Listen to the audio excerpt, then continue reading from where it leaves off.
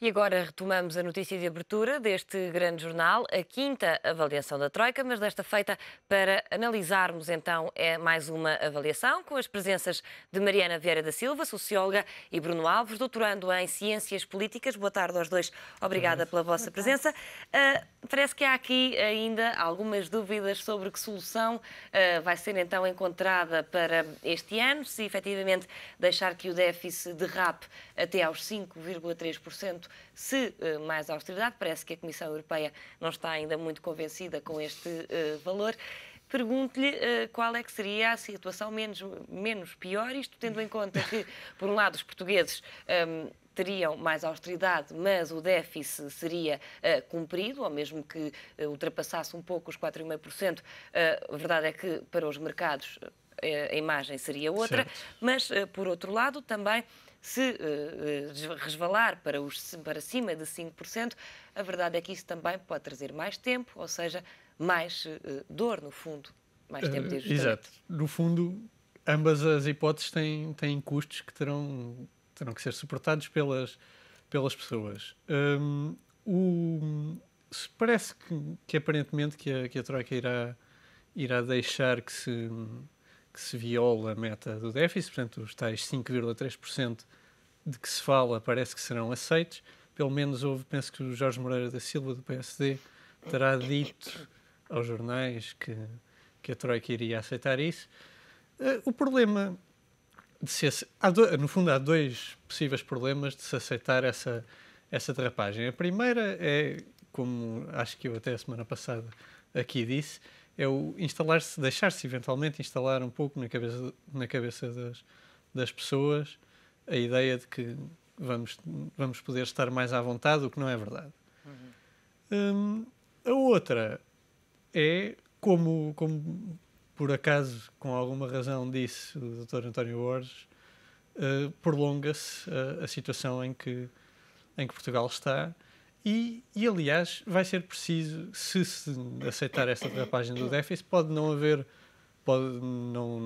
não ser exigidos sacrifícios imediatos, mas de certeza que em 2013 irão ser, seja através de mais cortes na despesa, seja através de mais impostos, vão continuar a ser feitos sacrifícios e terão que ser mais no próximo ano. Não nos vamos livrar dos sacrifícios tão depressa, não é? Aconteça o que acontecer, disso não nos vamos livrar de certeza. Pergunto-lhe se havia aqui alguma destas soluções, ou mesmo também a solução de medidas extraordinárias, como foi o ano passado, que parece que também não é assim tão descabida, afinal, seria uma solução menos má. Bom, a Troika não está numa posição muito melhor daquela em que o Governo se encontra neste momento, porque se reconhece que é possível não ter o déficit previsto, de alguma maneira abre uma porta a que outros países venham dizer, afinal, é o vosso programa que não resulta e, portanto, nós não o queremos. Se exige medidas extraordinárias, é hoje bastante visível o efeito que essas medidas têm depois na economia e a bola de neve da recessão volta a crescer. E por isso não me parece que seja fácil para a Troika dizer muito bem, os senhores não cumprem esta meta.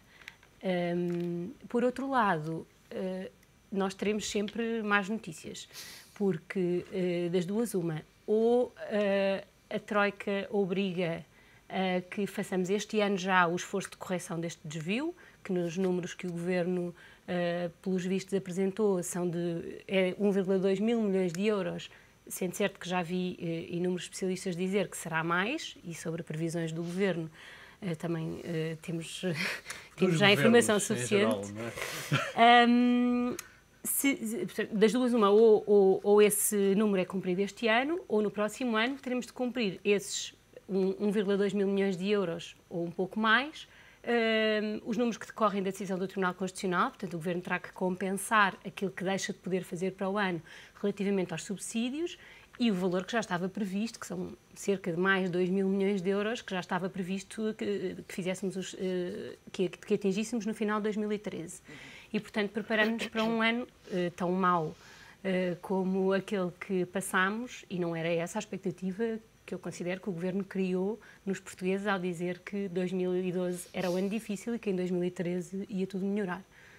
Vamos continuar na mesma ou pior, porque a verdade é que muitas coisas vão continuar a aumentar e, por um lado, o Governo dizia-nos efetivamente que 2013 seria um ano menos mau, portanto 2012 seria de facto o pior. O Primeiro-Ministro disse que ia ser o início da retoma da economia. Sim, mas mesmo antes da festa do Pontal, acho que foi, realmente o discurso sempre foi um pouco esse.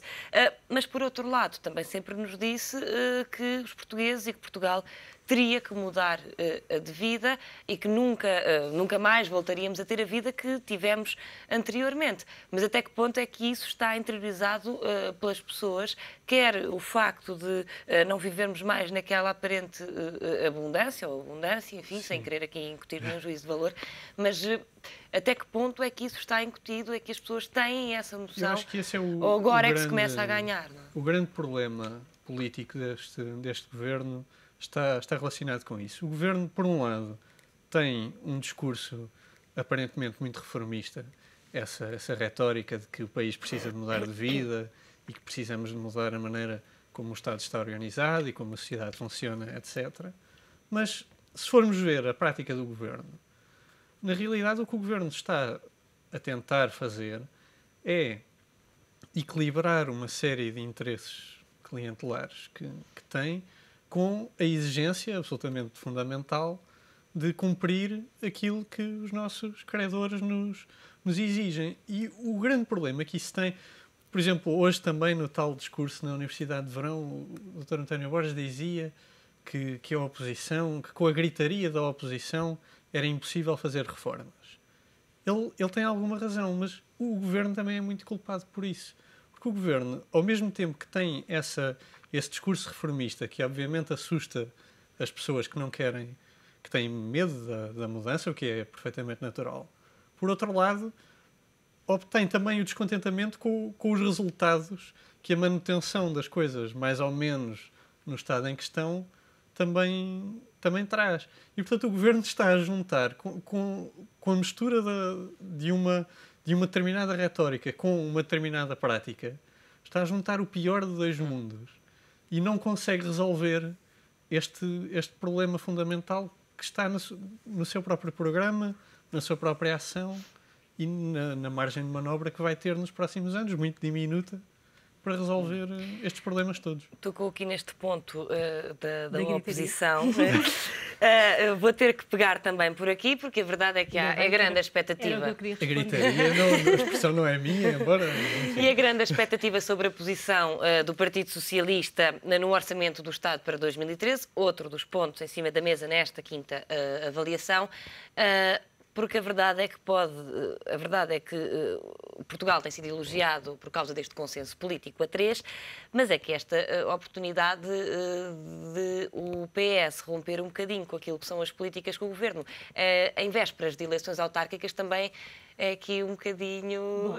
há que ter em conta para quem tem, certamente, desejos eleitorais, como é natural que os tenham, não é? Bom, eu, sobre a gritaria, eu não me lembro, duvido que exista, nas últimas décadas, um cenário de maior calmaria relativamente à oposição. Mas já foi mais calmo, no início era mais calmo. Sim, mas as coisas foram todas aprovadas, foram viabilizadas alterações, por exemplo, ao Código de Trabalho, pelas quais o PS sempre se bateu contra e, portanto, o Governo tem maioria, não tem tido um PS muito ativamente contra e sobre os partidos mais à esquerda... esta questão da RTP, em que, de facto, os ânimos se exaltaram um bocadinho mais. Eu julgo que os outros partidos não podem ser responsabilizados por essa coisa estranha que é um consultor do Governo a fazer um anúncio e a seguir o Governo concorda e afinal agora diz que é só um estudo. Suponho que não seja a oposição que tínhamos que cobrar... Eu não estava propriamente a defender a posição do Governo. Tínhamos que cobrar a dita gritaria. Bom, mas voltando à pergunta que fez, eu julgo que temos que olhar para a situação que está em cima da mesa com os seguintes olhos. Nós não estamos a falar de um insucesso qualquer. Nós estamos a falar, por exemplo, de uma receita DIVA que era previsível crescer praticamente 12%, 11,6%, e que está a cair 1%. e de um partido que disse que isto ia acontecer e que fez uma proposta no sentido de isto não ser aprovado. E não é, é uma proposta contra e não é atingível. Não, é atingível, porque nós subimos os impostos, portanto prejudicamos as pessoas e diminuímos a receita e agora teremos que compensar isso com mais políticas de austeridade. Portanto, nós prejudicamos 2 vezes as pessoas e o efeito é nulo no orçamento.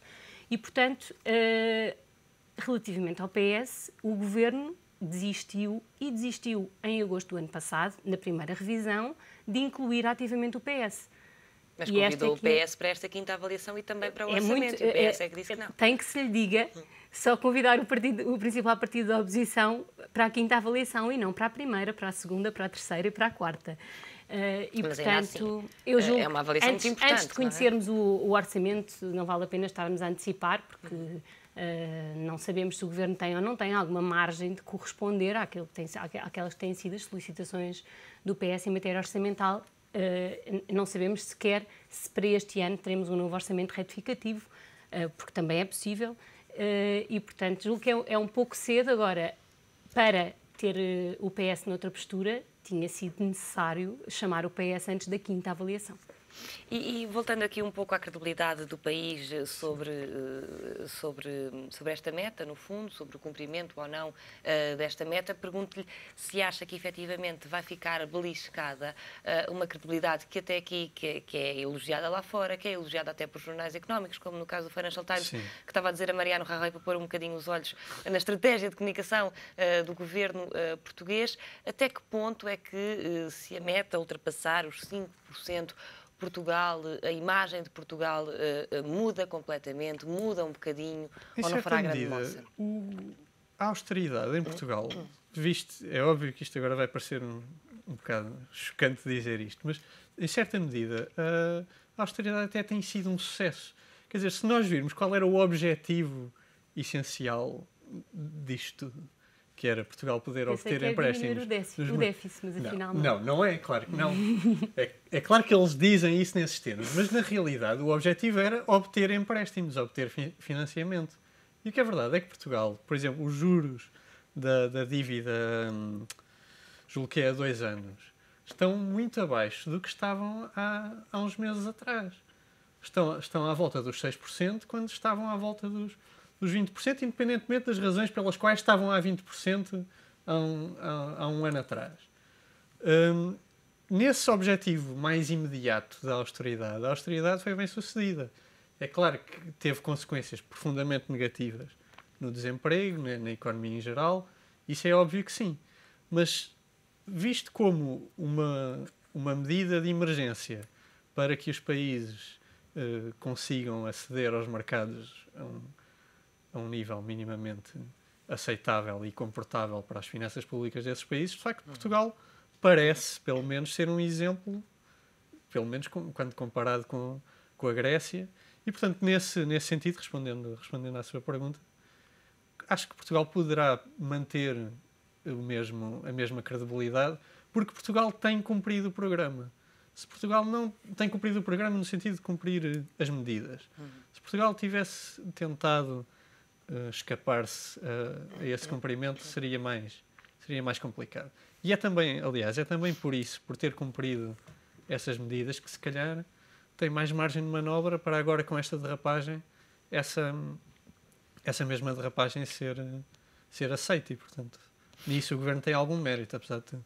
Hoje vimos que a Troika também reuniu com a CIP e uma das coisas que o patrão da CIP pedia era uma redução dos juros e que depois, com essa poupança de alguma forma fosse direcionada para a economia, para as empresas. Espera que desta avaliação e também porque de alguma forma também convém à Troika, não é, que este programa corra bem, ou pelo menos melhor do que tem corrido com a Grécia, que esses pedidos, no fundo, de medidas de curto prazo que estimulem um pouco a economia acabem por ser aceitos e levados a cabo precisamente por causa disso? Bom, primeiro eu queria responder ao Bruno. Nos últimos dias temos visto, assim, genericamente, 2 sucessos apontados ao programa. O primeiro diz respeito não só à melhoria da situação nos mercados, mas também ao regresso dos investidores estrangeiros à dívida portuguesa. E há poucos dias vi um jornal diário, um gráfico, que era completamente esclarecedor, dizendo que nestes leilões, que continuam a existir, a debandada tinha sido geral e a dívida em mãos estrangeiras estava reduzida a 2%. Mas aquela e, portanto, que Portugal consegue obtém-na a preços, no fundo, bastante certeza. menos elevados do que há uns tempos. Portanto, nesse sentido... E mais elevados do que há uns tempos um bocadinho antes. Claro. E hoje o consultor António Borges comentava isso no dito discurso da Universidade de Verão. O segundo diz respeito ao ajustamento externo. E eu julgo, fiquei um bocadinho impressionada, tendo em conta o currículo do consultor António Borges, como é que é possível ele dizer que isto correu muito melhor do que esperava e tal, porque nós já estamos numa situação de balança comercial equilibrada. E, portanto, eu não compreendo se o Dr. António Borges tem a expectativa que para sempre Portugal tenha a economia parada, deixe de comprar fábricas, deixe de ter investimento, ou se tem noção que este ajustamento é conjuntural e está a usá-lo como se fosse um grande resultado. Quando ele decorre, é uma paralela, é uma alma gêmea da falta de investimento que existe na economia portuguesa. E é para isso mesmo que o patrão da CIP chama a atenção.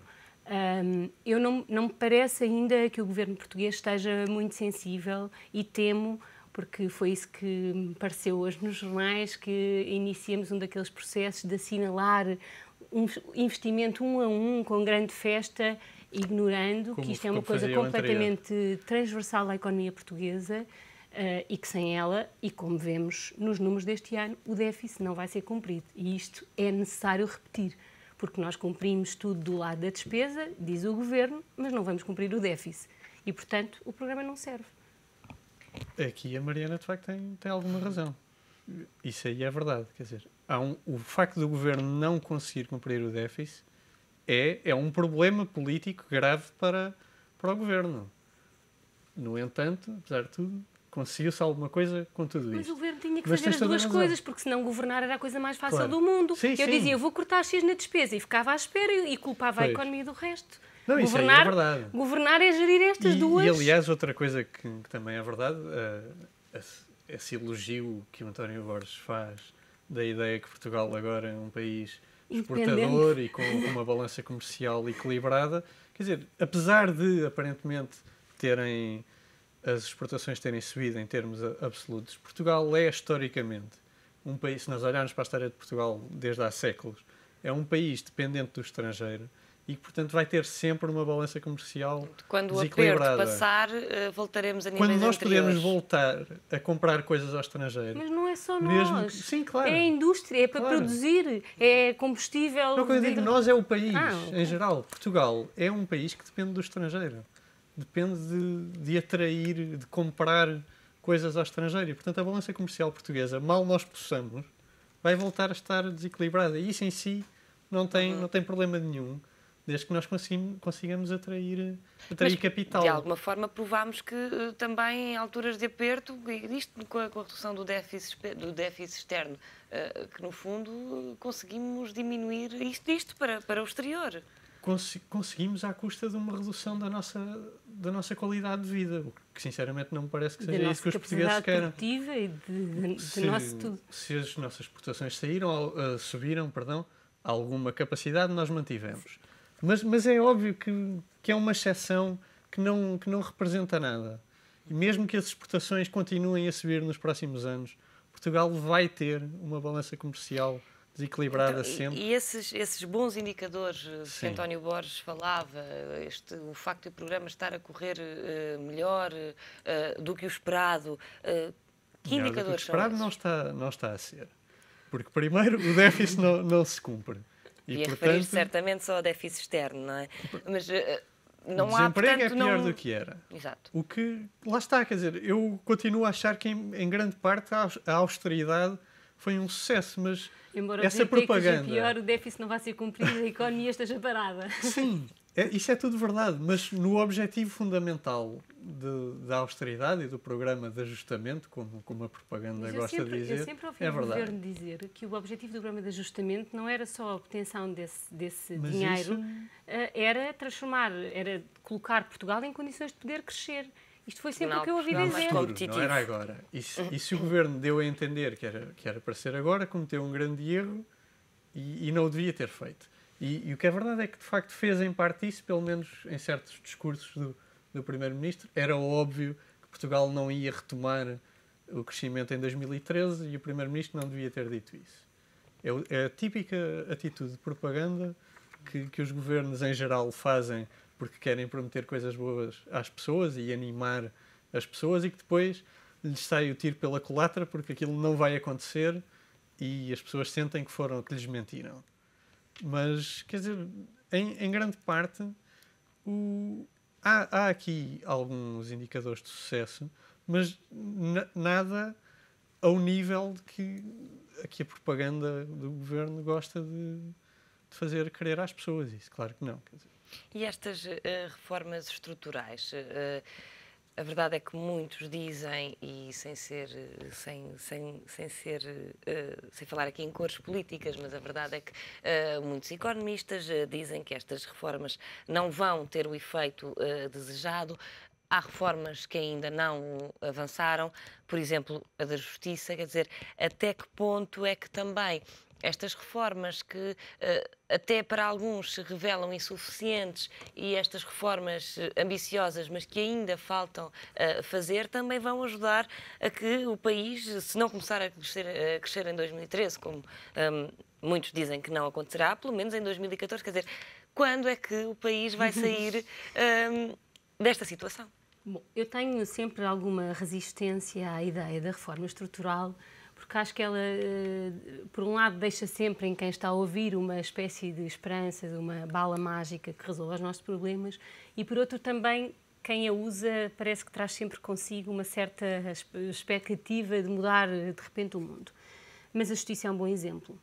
E é um bom exemplo de como não só a reforma não está a avançar, como aquilo que vamos lendo da reforma é extremamente preocupante. Porque quando eu ouço a Ministra da Justiça dizer que vai fazer uma nova reforma do Código Penal e uma nova reforma do Código Processual Penal, e nós temos inúmeras reformas destas feitas nas últimas décadas, as últimas em 2007, 2010, agora não consigo precisar bem, fica-se a temer que vamos passar por um novo momento destes. Alteramos os códigos, passamos não sei quanto tempo até que os tribunais se habituem a trabalhar com as novas regras e depois chega o momento de propor uma nova reforma do código e assim ficamos. E por isso a justiça é um excelente exemplo onde não só me preocupa o facto das reformas não avançarem, como sempre que me confronto com este tipo, fico preocupada com o facto das reformas avançarem. Quando é que saímos desta situação? Eu julgo que, como na física, depende também de quanto tempo estivermos parados e de até onde cairmos. Porque se a economia continua a cair, se tudo fica parado, o esforço que vai ser necessário para retomar as coisas será enorme. Eu recordo, por exemplo, a questão da energia, que o Governo suspende, alegando que há rendas excessivas, ignorando certamente a renda que pagamos para importar petróleo todos os anos, que também é bastante excessiva. O que será preciso e parece que temos alguns sinais disso, se decidir recuar nessa paragem, demorará muito mais tempo a alcançarmos um nível de desenvolvimento deste setor, como de outros. E, portanto, depende de até onde deixarmos a economia cair. Para quando um país competitivo e economicamente saudável? Não faço a mínima ideia. Principalmente porque, voltando até a esta questão das reformas, há uma série de reformas que o Governo não faz porque não quer fazer. No fundo, aquilo que eu há pouco estava a dizer, do Governo ter certos interesses clientelares que tem que proteger. Por exemplo, a reforma das autarquias não avança porque o PSD depende muito do poder autárquico que foi conquistando ao longo dos anos. Muda-se nas freguesias, mas naquilo que realmente tem peso não se muda. A nova lei das empresas públicas, que também era uma exigência do memorando e que tem sido atrasada constantemente. Mesmo a questão das privatizações, como se pode ver pela questão da RTP, que no fundo não é privatização nenhuma. Não sei como é que o governo vai conseguir promover crescimento E cada vez para mais. Portugal quando até aquilo que teoricamente tinha que fazer nem sempre faz como anunciou que ia fazer. Em segundo lugar, nós também temos que ter um pouco consciência de que Portugal pode pouco. Muito do futuro do país vai depender do que líderes políticos de outros países decidirem. Quer dizer, não estou a dizer isto como uma crítica, é perfeitamente natural que assim seja no mundo de hoje. Mas de facto Portugal está muito dependente do que se passa lá fora. E nesse sentido, quer dizer, não faço mesmo a mínima ideia de como é que as coisas vão melhorar nos próximos anos. A esperar para ver. Bruno Alves, Mariana Vieira da Silva, muito Obrigada. obrigada. Chega ao fim esta colaboração de verão com a ETV e com o Diário Económico. Quero dizer-vos que foi um gosto, que foi um gosto tê-los aqui neste mês de agosto. Muito obrigada. Obrigada.